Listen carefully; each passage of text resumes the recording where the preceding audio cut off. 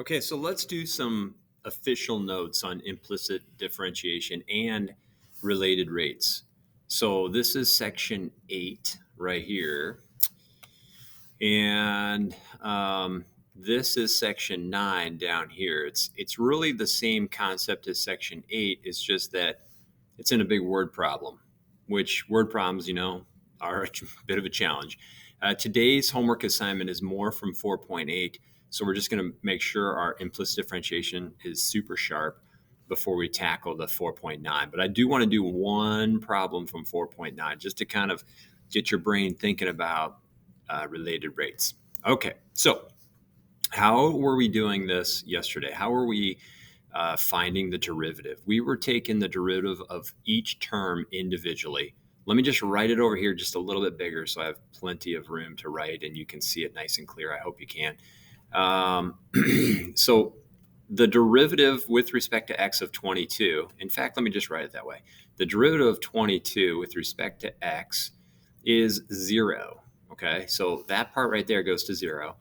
This part over here, the derivative of 3x to the 5th with respect to x is 15x to the 4th. So that part right there. So far, hopefully you're like, well, that's easy so far. And then we've got minus the derivative of y to the 4th with respect to x. Now here's the part that's a little weird. We have two layers. If I go over here and I number the layers, we got layer number 1, the 4th power, and then we got layer number 2, the y function, which we're not sure what the y function is in terms of x. If we did, then we wouldn't be doing this special implicit differentiation business. So the derivative of the 4 is just 4y cubed. Okay, so I've done layer number 1 right here. Okay, that's layer number 1. Now here comes layer number 2. Let me just put a little squiggle. 2. That is going to be the derivative of the function y with respect to x, which could be written as dy dx, or a lot of times we just write y prime because dy dx gets a little too messy. Okay. The next step we're going to do is we're going to move the 15x to the 4th to the other side by subtraction. We're going to subtract 15x to the 4th from both sides, right? And so we end up with a negative 15x to the 4th on the right side, and we've got a negative 4y cubed y prime. Now I'm going to divide both sides by negative 4y cubed, and I end up with negative 15x to the 4th divided by negative 4y cubed. And obviously the negatives are going to divide out. So probably in the back of the book or in your answers online, 4y cubed is down the denominator. I hope I didn't make any mistakes there. This is the derivative right here. Now you notice the derivatives in terms of x and y. That means that if we're going to find a slope, we need an x and a y value. So they might tell us, hey, find the slope when x is 2. Well, we'd have to plug the 2 in for x and find out what the y value is before we could get that slope, because we need the y value as well, right? All right, so how do you do problems like this down here? Let's zoom in on this guy right here. And it says bacteria are growing in a circular colony, 1 bacterium thick. All right, so whenever I read these problems, I feel like a drawing is super important. So it says that they're growing in a circle. So I'm going to put a circle down. And it says, it's 1 bacterium thick, which I'm not sure what that's all about, but I guess it's really thin. The bacteria are growing at a constant rate. The bacteria are growing at a constant rate. Sometimes I read the phrase or the sentence 2 or 3 times, thus making the area of the colony increase at a constant rate. So the area, this is really important, the area of the colony is increasing at a constant rate of 12 square millimeters per hour. Okay, so they're going to talk about area. So I would put the word area down, and I would just think a little bit about, okay, how do I find the area of a circle? Well, I've got a radius. The area formula is equal to, let me just make sure that this isn't running into my implicit differentiation stuff, is equal to pi r squared, right? That's my area formula. Okay. So I'm trying to build some confidence here, right? Like, okay, I know all there is to know probably about a circle. I know what the circumference is. I know what the area is. I'm good there. It says find an equation expressing the rate of change of the radius as a function of the radius in millimeters of the colony. Okay, so that's kind of a weird sentence right there. Find an equation expressing the rate of change of the radius as a function of the radius. What? Okay, so, and it also has this kind of notation. What says drdt about? Plot drdt.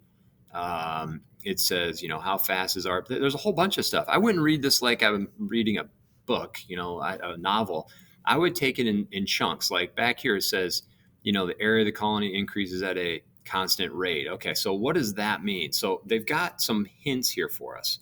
And I'm going to follow these hints right down here in the blue box. It says, write the given rate and rates you are asked to find as derivatives. So it says right here something about a rate right there being 12 square millimeters. So let me put down 12 square millimeters per hour, right? Now, that's the rate at which the area of the colony is increasing. So I'm going to write that as a differential, the derivative of the area. Now, instead of with respect to x, it's going to be with respect to time because these are rates. If you're driving down the road at 60 miles per hour, right, like a rate that you're really familiar with is 60 like miles per hour. So hours time is down in the denominator, right? That's why dt is in the denominator here, okay?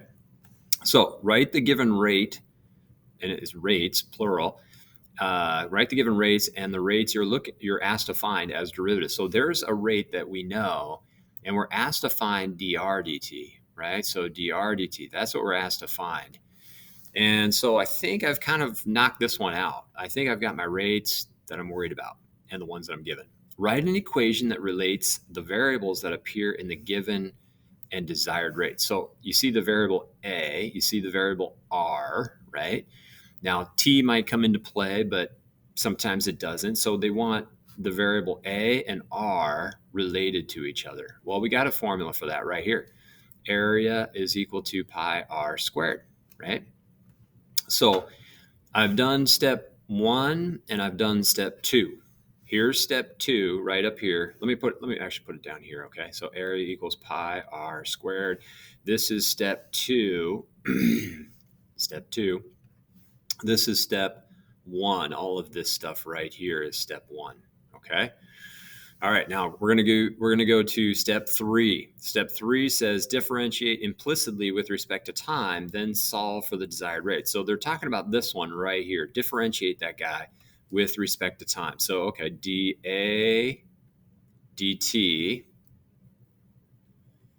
and the other side's going to be, let's see here. Ooh, this is going to be a little tricky. Pi is just a constant, so that's just going to ride along, right? So I don't need to worry about pi. But this right in here is like 2 layers. I got the squared layer, and then I've got the radius layer. I don't know what the formula is for radius in terms of t.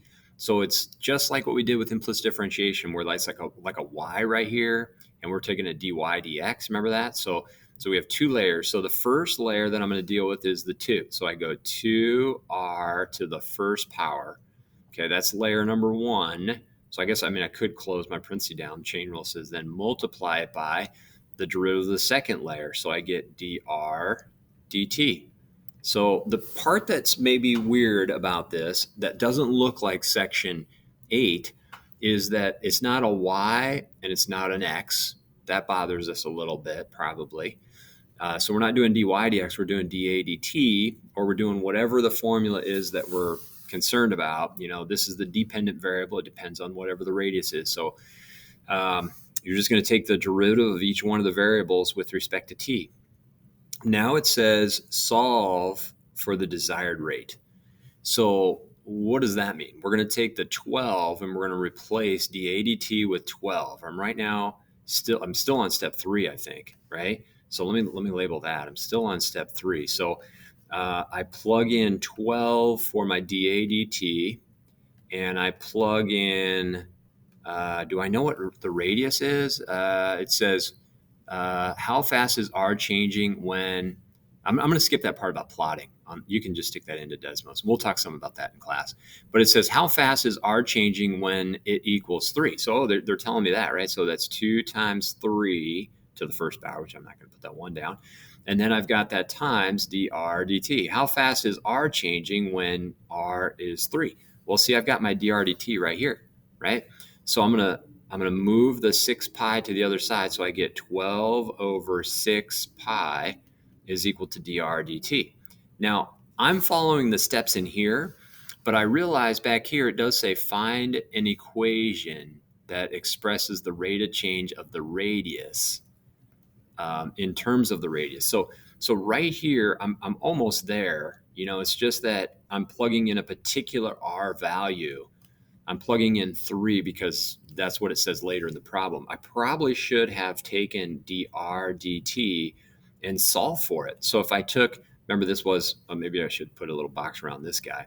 I'm going to take that guy and I'm going to solve for dr dt. So I'm putting 12 in for dA dt, right? And then I would have pi times 2 times the radius times dr dt.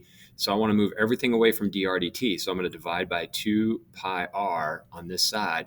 And I end up with 12 divided by 2 pi r. And then I would simplify. So 2 goes into 12 6 times. So we've got 6 over pi times r. So now I've got an equation for dr dt in terms of r right over there. Okay, so that kind of checks off what they were looking for in here. And this is what you would graph on Desmos. You would just graph like 6 over pi x. You can't, I don't think you can stick r into Desmos. So I'm gonna make it Desmos friendly before I try to graph it on Desmos. All right, well, I hope I'm making that clear. We've knocked out step 3 right down here. We've got an exact answer. It says, answer the question asked in the problem statement. Well, check mark. It's like, you know, we've done it. I suppose like maybe this is really the rest of 3 over here, and maybe this is kind of technically step 4 because I've plugged my numbers in and solved for my variable. Describe the way dr dt changes with the radius of the circle. Well, this graph, when you graph it, it looks like this, doesn't it? So the graph is coming down because that's what an inverse function looks like that, like an x in the denominator. And so as r increases, the rate at which the radius changes, if this is dr dt over here, this is the rate at which the radius is changing. This is the radius. As the radius gets bigger, the rate at which the radius is changing is actually getting smaller. And the reason why is because the bacteria are increasing the area at a constant rate. So as the area gets bigger, the rate at which the radius is changing is slowing down. All right, man, I hope that's clear. We probably should put units on our final answer over here, right? That's one thing I always harp about is units, and then I didn't do that. So this is going to be millimeters per, and what was the unit of time in here? Hours. So millimeters per hour. All right. Hey, thanks for watching my video. Please work on implicit differentiation. We have to have that down solid. Thanks.